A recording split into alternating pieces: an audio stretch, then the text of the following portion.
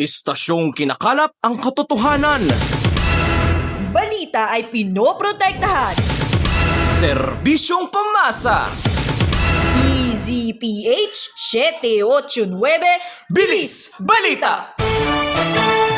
Magandang araw, Pilipinas! Magandang araw, Luzon, Visayas at Mindanao. Ako si J. Lord Verdadero.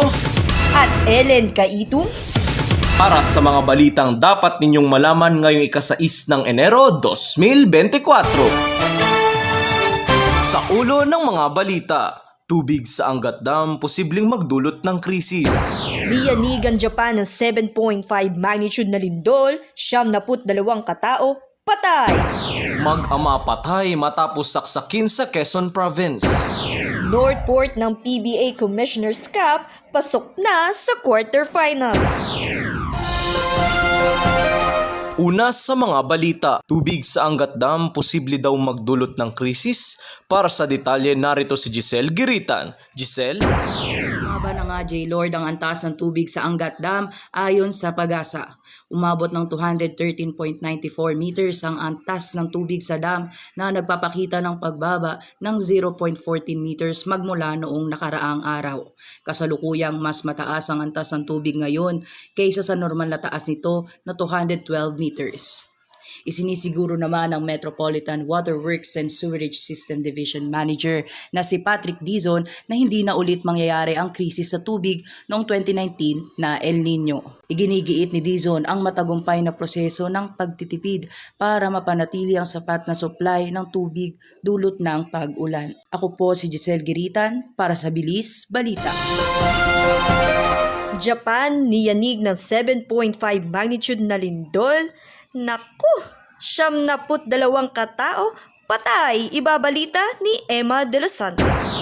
Lumusob ang libo-libong rescuers matapos ang 7.5 magnitude na lindol, araw ng bagong taon para sa mga taong stranded sa Wajima, Ishikawa sa Japan. Ayon sa mga lokal na otoridad, nasugatan ang higit 300 katao, habang higit 100 naman ang hindi matukoy. Sabi ni Regional Governor Hiroshi Hase, ang survival rate na nangangailangan ng pagsagip ay bumaba ng mabilis.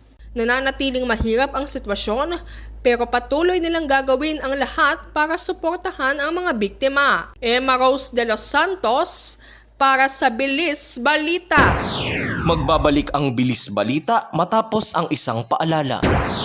Nuestro Padre Jesus Nazareno.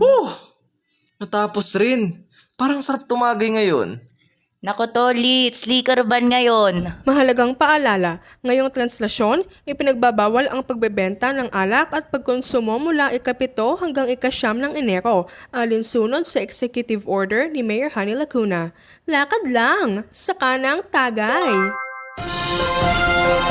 Kayo'y nakikinig sa Bilis Balita.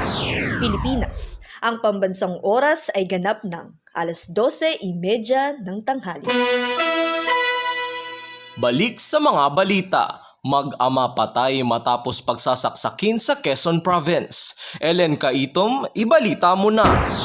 Natagpo ang patay sa mismong bahay ang mag-ama na sinaksak sa Quezon Province. Kinilala ang mga biktima na sina Dominador Constantino, 67 taong gulang na magsasaka, at ang anak nitong si Rodelio, 27 taong gulang.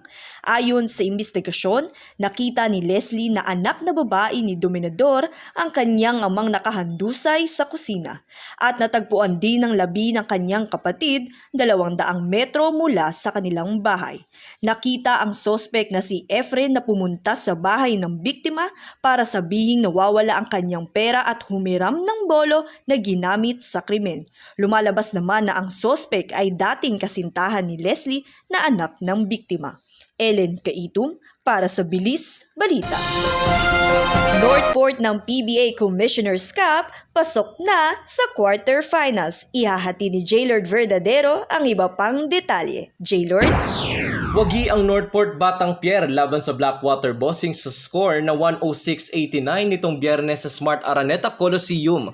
Nanguna sina Joshua Monzon at Chan Amores ng Northport sa second quarter na may 45-35 na current score. Ito ay nagsilbing simula ng pag-arangkada ng Batang Pier na nakapagtala naman ng 39 points sa third quarter.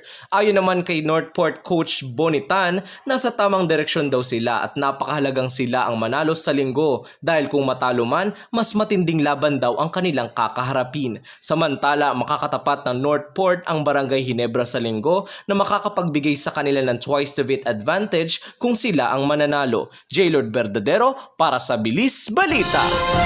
Inyong napakinggan ang 5 minutong balitaan. Muli ako si J-Lord Verdadero. At ako naman si Ellen Kaitu. Hanggang sa muling pangsahimpapawid ng Bilis Balita! Istasyong kinakalap ang katotohanan. Balita ay pinoprotektahan. Serbisyong pamasa. DZPH 789 Bilis Balita!